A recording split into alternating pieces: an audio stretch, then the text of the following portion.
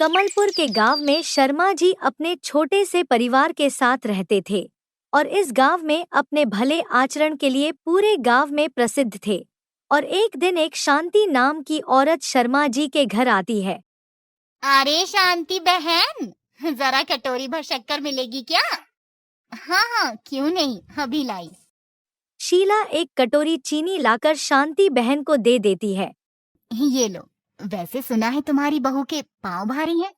हाँ, ठीक सुना है। अब ब्याह के बाद यही तो होता है। वैसे तुमने रौनक के खातिर कोई लड़की देखी? कुछ रिश्ते आए तो हैं, मगर मुझे अपने रौनक की शादी ऐसी लड़की से करनी है जिसके रूप में रागिनी और स्वभाव में सादगी हो। देखना शांति, कहीं ऐसी बहू खोजने तक रौनक बचपन से 55 के पड़ाव तक न पहुंच जाए। अच्छा, चलती हूँ। और फिर दरवाजे के सामने शीला की बेटे और सामने एक लड़की शादी के जोड़े में खड़ी होती है।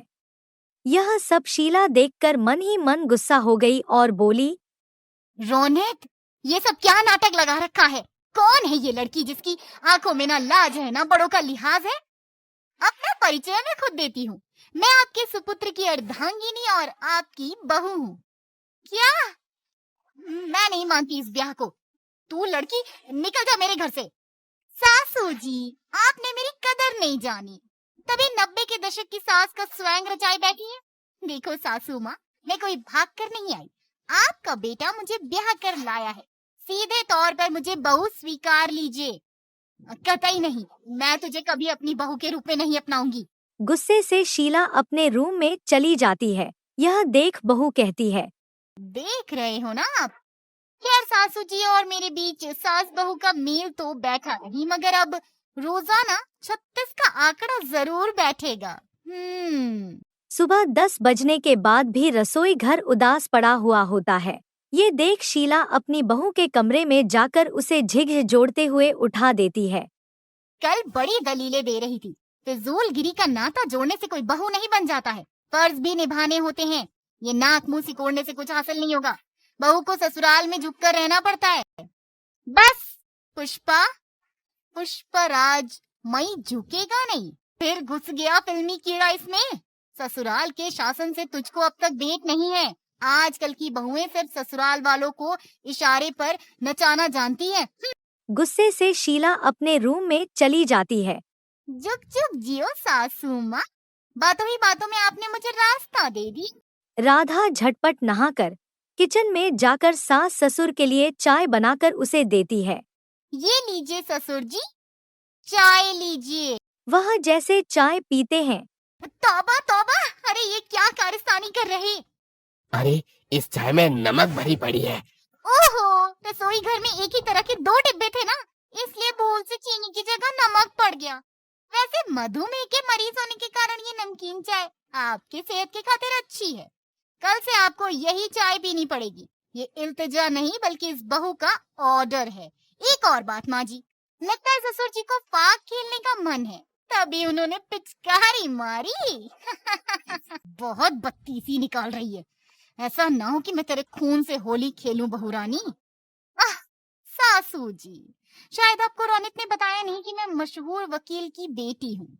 अगर मेरी एक आवाज उठी तो आपको अपना सारा बुढ़ापा तीर की जगह सलाखों में रहकर काटना पड़ेगा। इसलिए वाणी में मधुरता लाइए। तू अपने पिता के रुतबे और पद का धौंस जमाकर हमको अपने इशारे पर नचाना चाहती है, ऐसा ही समझ लीजिए। बहू के ऐसे बर्ताव से सास ससुर को बहुत भारी पड़ रहा था। और एक शाम, रौनक बेटा, आज तेरी तनख्वाह मिलने की तारीख थी ना? ससुर जी, रौनक की तनख्वाह मिल भी गई और सही हाथों में आ भी चुकी है। अब से इस घर की बागडोर मेरे हाथों में है, इसलिए मैंने कुछ नियमों में बदलाव किया है। आज से सभी का खाना पूछ कर बनेगा। ससुर जी, आज से आपकी जिम्मेदारी है कि बाजार से भाजी तरकारी आप लेकर आएं और माँ जी आप पूरा दिन टीवी में नजरें गड़ाए बैठी रहती हैं। इतनी इलेक्ट्रिसिटी बिल कौन भरेगा? शाम को भजन कीर्तन के लिए मंदिर जाया करिए। क्यों रे नकारे, तेरी आंखों के सामने तेरी बीवी हमें इतना कुछ कह रही है और तू बुद्ध बनकर खड़ा देख रहा है। सुन बहू, हम तेरे सास ससुर हैं। अगर तू हमें अपने हाथों की कठपुतली बनाकर अपने इशारों पर नचाना चाहती है तो ये ख्याल दिमाग से निकाल दे। अपनी अकड़ को कृपया अपनी जेब में रखें शर्मा जी। जो मैं बोलती हूँ वो मैं करती हूँ, और जो मैं नहीं बोलती वो मैं डेफिनेटली करती हूँ। It's my rowdy style. सवेरे राधा खाना पीना तैयार करके टेबल पर परोसती है। इतने में सास ससुर उठकर कमरे की ओर बढ़ने लगते हैं। कहाँ चल दिए आप दोनों?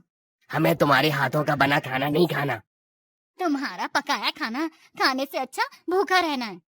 अगर इस खाने का एक भी दाना बर्बाद हुआ तो इसकी भरपाई आपके पेंशन से कटेगी ससुर जी। तुम जानबूझकर ऐसी शर्त रखती हो ना, ताकि हम तुम्हारे इशारे पर नाचें? क्या मिलता है तुम्हें हमको सर्कस के बंदर की तरह अपने इशारों पर नचाकर? ये भी कोई खाना है भला? दाल एकदम विधवा हुई पड़ी है, सब्जी में मिर्च का आता पता नहीं। बुढ़ापे में सादा खाना आप दोनों की खातिर बेहतर है। उससे सेहत भी सही रहेगी और दिमाग में भी शांति रहेगी, जिसकी आपको बड़ी जरूरत है। समय गुजरती चली जा रही थी, मगर राधा के बर्ताव में कोई बदलाव नहीं आती। तकरीबन 1 महीना गुजर जाती है। बस बहू, बहुत हो गई तुम्हारी ज्यादतियां। आज हम दोनों घर छोड़कर जा रहे हैं। तुम्हें हमको अपने इशारे पर जितना नचाना था नचा चुकी। आप लोग जाना चाहते हैं ना?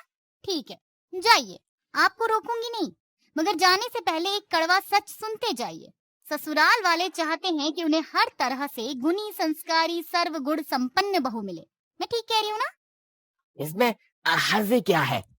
जिस तरह ससुराल के लोगों में नई बहुओं से अनेकों आशाएं होती हैं, वैसे ही जब एक लड़की बहू बनती है तो वह मन के सैकड़ों अभिलाषाओं की लौ जलाकर आती है। वह मायके की सोन चिड़िया कहलाती है, मगर फिर क्यों ससुराल की कठपुतली बनकर रह जाती है? यह सुनकर दोनों के मुंह पर ताला पड़ जाता है।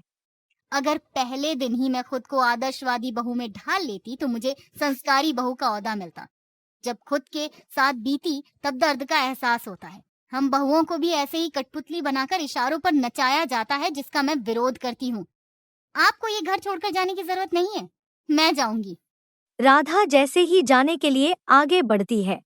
रुक जा बहू, एक औरत होकर मैं तेरे विचारों को ना समझ सकी, मगर आज तूने इस घर को एहसास दिलाया कि बहू सिर्फ घर की लक्ष्मी नहीं बल्कि वो अनमोल धागा है जो सभी रिश्तों को पिरो कर रखती है। बहू, अब से तो इस ससुर की बहू से बढ़कर इस बाबुल की बेटी है। ये खुशियाँ आप सभी के आंखों में बह रहा है। और इस तरह से राधा को ससुराल का प्यार और मान दुलार दोनों ही मिल जाता है।